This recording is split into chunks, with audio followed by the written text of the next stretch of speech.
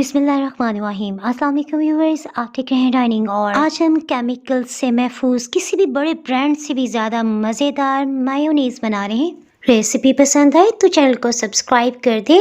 Bell icon को all पे कर देने से आपको वीडियो का नोटिफिकेशन सबसे पहले फ्री में मिल जाएगा। मायो की परफेक्ट रेसिपी बनाने के लिए हमने पानी की बोतल को खूब अच्छी तरह से धो लेने के बाद खुश्क कर लिया है। अब हमें किसी भी नोकीली चीज़ की ज़रूरत है, आप चाहें तो कील भी ले सकते हैं। इससे आग में दहकाते हुए खूब गर्म कर लिया है। ढक्कन में जैसे आप इसे लगाएंगे फौरन से सुराख हो जाएगा। 2 अंडों को अलग अलग तोड़ लेने के बाद हमने इसमें शामिल करते हुए 2 चाय की चम्मच चीनी डाल दी। अगर आपके घर में कोई भी शुगर का पेशेंट है तो चीनी बिल्कुल ना डालिएगा। नमक आधी चाय की चम्मच से थोड़ा कम ले रहे हैं। घर में बनाने का यही फायदा है कि अगर आपके घर में कोई ब्लड प्रेशर का पेशेंट है तो नमक भी शामिल ना करें। लहसुन एक बड़े साइज का पीस है, इसे धो लेने के बाद अच्छी तरह से खुश्क कर लिया था। ये मायो 10 से 15 दिन तक आप रूम टेम्परेचर पे भी रख सकते हैं। उसके लिए बस यही शर्त है कि छुरी और आपके हाथों को बिल्कुल खुश्क होना चाहिए। बातें करते करते हमने 2 चाय की चम्मच सिरका भी इसमें शामिल कर दिया है। 1 मिनट तक चॉपर मशीन की स्पीड को हम लो रखेंगे। उसके बाद आप हाई स्पीड पे भी इसे ब्लेंड कर सकते हैं। इसके जायके में इजाफे के लिए आधी चाय की चम्मच सफेद या काली मिर्ची से फ्रेश ग्राइंड कर लिया है, इससे शामिल कर रहे हैं। बोतल में 400 ml यानी 2 छोटे कप ऑयल हमने भर लेने के बाद ढक्कन को अच्छी तरह से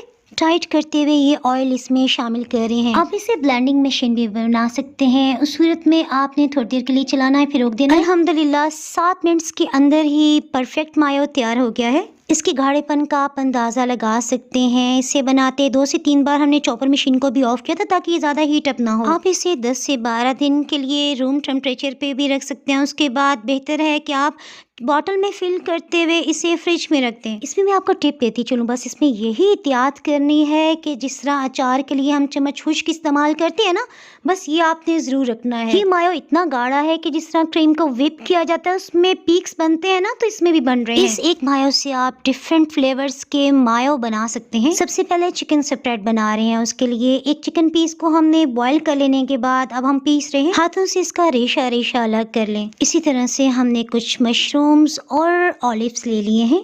इन्हें हम रफली चॉप कर रहे हैं क्योंकि मायो में जब छोटे छोटे इनके चंक्स आते हैं तो बहुत अच्छा लगता है। इनसे हमने 3 मुख्तलिफ फ्लेवर्स के सैंडविचेस बनाए। अगर आप सैंडविचेस बाय डाइनिंग और सर्च करेंगे तो आपको बहुत सी रेसिपीज मिल जाएंगी। मैं आपको क्लिप दिखा रही हूँ। इसमें हमने पीटा ब्रेड के साथ साथ चिकन शॉर्मा बहुत मजे का बनाया। इसका लिंक ऊपर आपको आई बटन में नजर आ रहा होगा, क्लिक करके रेसिपी जान सकते हैं। इसी तरह शॉर्मा पॉकेट्स के साथ साथ आप टिक्का और चिकन फ्लेवर्स के शॉर्मा की रेसिपीज भी डाइनिंग और पे देख सकते हैं। पसंद आई तो लाइक और शेयर कर दें। Thanks for watching. Allah Hafiz.